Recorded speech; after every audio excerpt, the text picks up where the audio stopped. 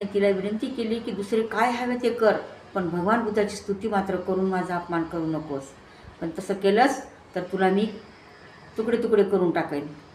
मग ती आत्मबलिदान करण्यास तयार झाली आणि अशा प्रकारे आपले वाक्स्वातंत्र्य राखून तिने बुद्ध स्तवनाच्या 500 गाथा म्हणावयास प्रारंभ करताच त्या भोजनास येणाऱ्याने बिनशर्त पराजय मान्य केला.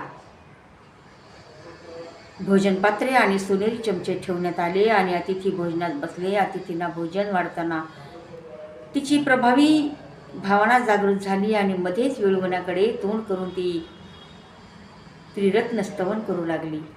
अपमानित अतिथी पानावरून उठले आणि एका नास्तिकेच्या उपस्थितीने अपवित्र झालेले अन्न थुकून टाकून ते चालते झाले.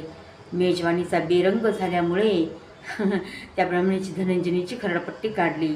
आपल्या पतीला भोजन वाढताना तिने त्रिरत्नाचे स्तवन केले. बुद्धांना वंदनासो, धम्माला वंदनासो आणि संघाला वंदनासो. तिने असे स्तवन केल्यावर भारद्वाजाला फार राग आला आणि तो म्हणाला, चांडाळनी, प्रत्येक वेळी या बोडख्यावर